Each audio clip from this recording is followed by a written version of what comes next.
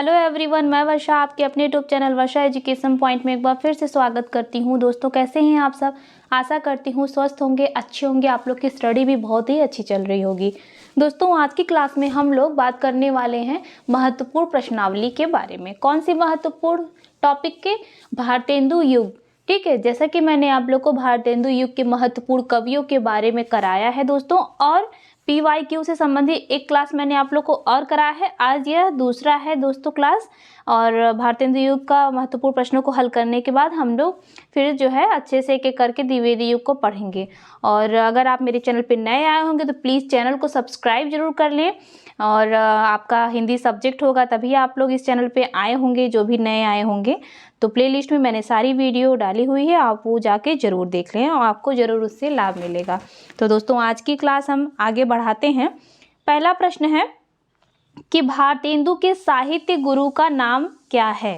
पहला ऑप्शन है राजा लक्ष्मण सिंह, दूसरा है केशव चंद्र सेन, तीसरा है शिव प्रसाद सितारेहिंद, चौथा है दयानंद सरस्वती। तो इसका जो सही आंसर हो जाएगा वो हो जाएगा शिव प्रसाद सितारेहिंद। भारतेंदु के साहित्य गुरु का नाम है।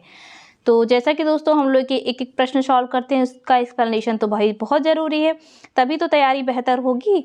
अब देखिए, शिव प्रसाद सितारे का नाम आ ही गया तो मैं आप लोग को एक बात और बता दूं कि शिव प्रसाद सितारेहिंद और राजा लक्ष्मण सिंह ये जो है आधुनिक काल के आरंभिक गद्य लेखकों में जो है माने जाते हैं। ये दोनों व्यक्तित्व जो है, ये दोनों लोग का नाम आधुनिक काल के आरंभिक गद्य लेखकों में जो है नामी है। और ये दोनों लोग के बारे में मैं एक वीडियो आप लोग को प्रोवाइड की हूँ, उसको आप लोग जरूर देख लीजिएगा। ठीक है, तो एक बार फिर मैं लेकिन यहाँ पे बता दे रही हूँ थोड़ा थोड़ा राजा शिव प्रसाद सितारेहिंद के बारे में।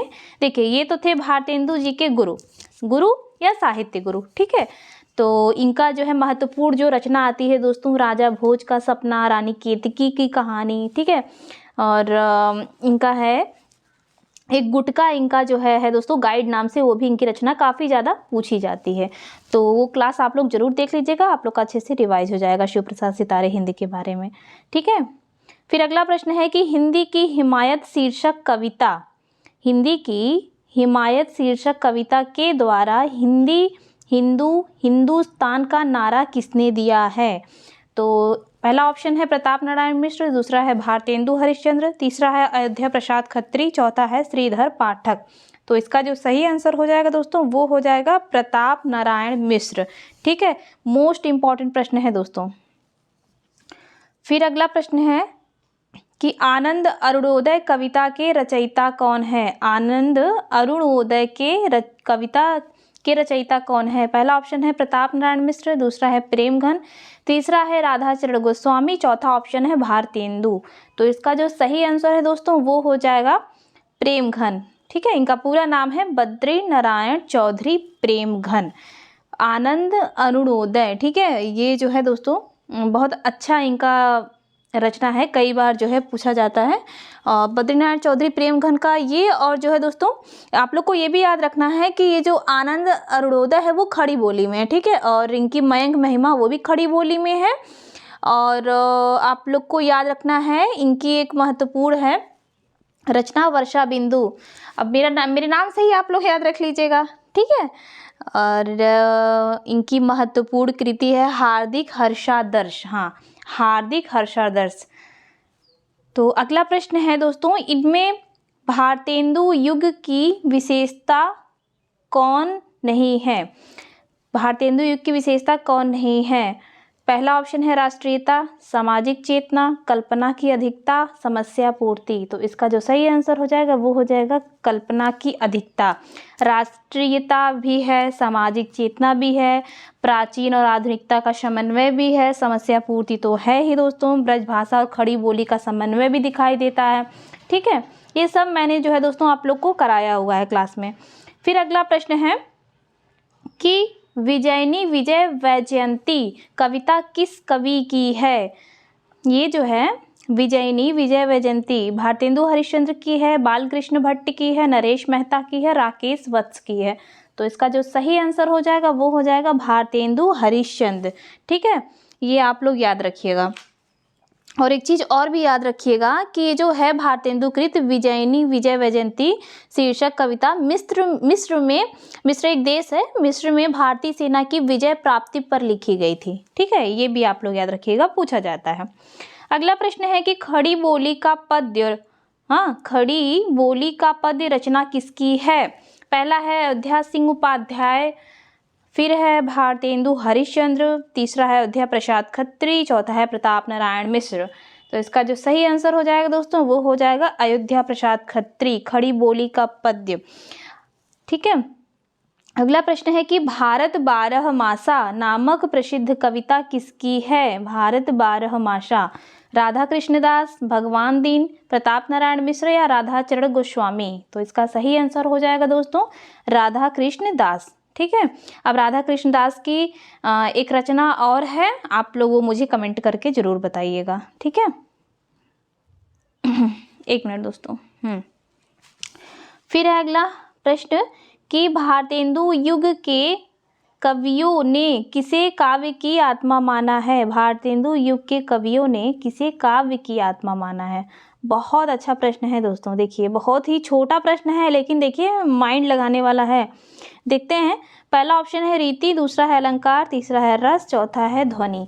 तो इसका जो सही आंसर हो जाएगा दोस्तों वो हो जाएगा रस। ठीक है, भारतेंदु युग के कवियों ने किसे काव्य की आत्मा माना है? तो रस को इन्होंने काव्य की आत्मा माना है। बहुत अच्छा प्रश्न है तो छोटा लेकिन माइंडेड प्रश्न है ये। अगला प्रश्न है कि इनमें भारतेंदु युग की तो हो गया ना, फिर से रिवीजन हो गया, एक मिनट, ये हो गया। हाँ, अब हम लोग आते हैं अगले प्रश्न पे कि भारतेंदु युग का साहित्य व्यापक स्तर पर गदर से प्रभावित है। क्या है दोस्तों कि भारतेंदु युग का साहित्य व्यापक स्तर पर गदर से प्रभावित है, किस आलोचक का कथन है? अब कथन है तो इसको आप लोग अच्छे से देखिएगा। यह प्रश्न, पहला है नंद दुलारे वाजपेयी, दूसरा है रामविलास शर्मा, तीसरा है रामचंद्र शुक्ल, चौथा है रमेश चंद्र शाह। ठीक है, सॉरी शाह। तो इसका जो सही आंसर हो जाएगा दोस्तों, यह कथन किसका है? यह कथन है रामविलास शर्मा का। ठीक है, ये आप लोगों को याद रखना है। अगला है महत्वपूर्ण प्रश्न कि भारतेंदु ने कितनी काव्य कृतियों की रचना की है? बहुत बार जो है दोस्तों पूछा गया प्रश्न है ये, तो इसका सही आंसर हो जाएगा 70। ठीक है, ये भी मैंने आप लोग को कराया है। दोस्तों आप लोग से रिक्वेस्ट है, आप लोग ना पूरी क्लास शुरू से अंत तक देखा करिए जितना भी। अब आप लोग तो मान लीजिए सब हायर ही पढ़ने वाले हैं, कोई छोटे बच्चे तो हैं नहीं कि 9th 10th वाले। ठीक है, तो आप लोग का रिवीजन ही तो होगा अच्छे से, तो आप लोग पूरी क्लास अच्छे से लास्ट तक देखा करिए। छोटी ही क्लासेस रहती हैं दोस्तों, तो आप लोग जितना देखेंगे उतना रिवाइज ही होगा। और बाकी तो आप लोग अपने से भी जितना हो सके, मैं हमेशा बोलती हूँ जहाँ से हो सके जितना हो सके वो आप लोग पढ़िए। ठीक है, इसमें कोई बाउंडेशन नहीं है, और जितना अपना तैयारी को बेहतर करेंगे उतना ही अच्छा रहेगा। कभी भी किसी चीज़ से उबना नहीं है कि हाँ नहीं इसको नहीं करना है, ये आता है नहीं। मान लीजिए कन्फ्यूजन हो गया तो फिर क्या करेंगे एग्ज़ाम में, है कि नहीं? तो होता क्या है कि अगर कोई चीज़ अगर याद हमें ना हो लेकिन अगर हम लेक्चर सुने रहते हैं तो वो दिमाग में कहीं ना कहीं रहता है। ठीक है, वो एग्ज़ाम हॉल में काफ़ी ज़्यादा आप लोग को फ़ायदा होगा उससे। तो ठीक है, अगला प्रश्न है उत्तरार्ध भक्तमाल किसकी रचना है? पहला ऑप्शन है नाभादास की, दूसरा प्रियादास है, चौथा रत्नाकर है, और तीसरा रत्नाकर है, चौथा है भारतेंदु। तो उत्तरार्ध भक्तमाल ये किसका है जो है दोस्तों? ये है भारतेंदु का। अब आप लोग को बताना है नौ भक्तमाल किसका है। ठीक है, अब ये क्या बात हुई भाई, एक ही दो लोग मेरे कमेंट का जो है आप लोग रिप्लाई देते हो। हाँ, मैं जैसे प्रश्न मेरा सबके लिए रहता है ना, आप लोग सब लोग कमेंट कीजिए। अगर उस टाइम नहीं आ रहा है तो देख के कीजिए, एटलीस्ट वो आप लोग को याद तो हो जाएगा। एक ही दो लोग का कमेंट आता है अगर जो भी मैं क्वेश्चन पुटअप करती हूँ। तो ठीक है, अब बाकी आप लोग खुद समझदार हैं तो प्लीज़ ज़्यादा से ज़्यादा कमेंट कीजिए आप लोग, मैं सबके कमेंट पढ़ती हूँ दोस्तों। प्रश्न है कि अगला कि ठाकुर जगमोहन सिंह की रचना कौन सी नहीं है? पहला है सूर्यपुराधीश, दूसरा है श्यामलता। देख रहे हैं, ये देखिए ना बीच में स्पेस है, श्यामलता। ठीक है, श्यामलता है इनकी। अब ये देखिए, फिर अगला प्रेम संपत्ति लता, फिर है देवयानी। तो कौन सा इनका नहीं है दोस्तों? इनका जो है सूर्यपुराधीश नहीं है।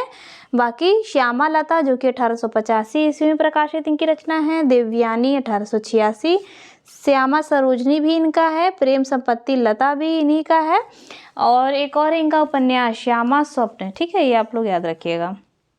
अगला प्रश्न है कि बिहारी विहार किसकी काव्य रचना है? बिहारी विहार किसकी काव्य रचना है?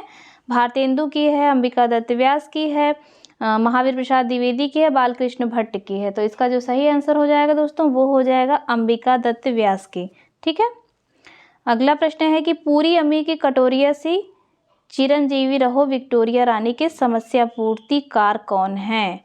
आप लोगों को कल मैंने मतलब होमवर्क किया था, कल मैंने आप लोगों को कहा था ना कि समस्या पूर्ति के जितने वो हैं आलोचक और संग्रह, तो आप लोग अब कवि कह लीजिए, आलोचक कह लीजिए, ठीक है, कवि, ठीक है, जितने मैंने बताया था कि भारतेंदु युगीन के प्रमुख समस्या पूर्ति संग्रह और कवि हैं, उनको आप लोग अच्छे से याद कर लीजिएगा। कितने लोगों ने याद किया है आप लोग ज़रूर बताइएगा। ठीक है, तो पहला ऑप्शन इसका है क्या है? प्रताप नारायण मिश्र, दूसरा है प्रेमघन, तीसरा है अंबिका दत्त व्यास, चौथा है भारतेंदु। तो पूरी अम्मी की कटोरिया सी चिरंजीवी रहो विक्टोरिया रानी, इसका जो है अंबिका दत्त व्यास का है। ठीक है, फिर अगला प्रश्न है दोस्तों, एक मिनट, 50वां कि भीतर भीतर सब रस चूसे हंसी हंसी के तन मन धन मुसे, इन पंक्तियों के रचनाकार कौन हैं? तो भारतेंदु हरिश्चंद्र जी हैं, प्रताप नारायण मिश्र हैं, या फिर प्रेमघन है, या बालकृष्ण भट्ट हैं। तो इसका जो सही आंसर हो जाएगा दोस्तों वो हो जाएगा भारतेंदु हरिश्चंद्र। ठीक है। अगला प्रश्न है कि किय सनाथ भोली भारत की प्रजा अनाथन पंक्ति। ठीक है, क्या है? किय सनाथ भोली भारत की प्रजा अनाथन किसकी पंक्ति है? यह जो है भारतेंदु हरिश्चंद्र की है, प्रेमघन की है, अंबिका दत्त व्यास की है, राधाचरण गोस्वामी की है। तो इसका जो सही आंसर हो जाएगा वो हो जाएगा प्रेमघन की है। ठीक है। अगला है कि बहुत हमने फैलाए धर्म बढ़ाया छुआछूत का कर्म के रचनाकार कौन हैं? ये सब पंक्तियां हैं दोस्तों, बहुत इंपॉर्टेंट है, लिख लीजिएगा आप लोग ये पंक्तियां। पहला है प्रेमघन, दूसरा है प्रताप नारायण मिश्र, तीसरा है भारतेंदु, चौथा है राधा कृष्ण दास। तो इसका जो सही आंसर हो जाएगा वो हो जाएगा भारतेंदु। ठीक है। अगला है कि जीवत विदेश की वस्तु लयता बिनु कुछ नहीं करी सकत, पंक्ति किसकी है? भारतेंदु हरिश्चंद्र की है, प्रेमघन की है, प्रताप नारायण मिश्र की है, या बालकृष्ण भट्ट का है? तो इसका जो सही आंसर हो जाएगा वो हो जाएगा भारतेंदु हरिश्चंद्र। ओके, तो ठीक है, आज के लिए दोस्तों इतना ही। क्लास अच्छी लगी होगी दोस्तों लाइक कीजिएगा और कमेंट भी कीजिएगा, और मैंने आप लोग को 2 कार्य भी दिया है, वो भी मुझे आप लोग कमेंट करके बताइएगा। ठीक है, तो ठीक है, आज के लिए इतना ही दोस्तों। अच्छे से पढ़ाई करते रहिए। तब तक के लिए धन्यवाद। मिलते हैं कल की क्लास में हम लोग।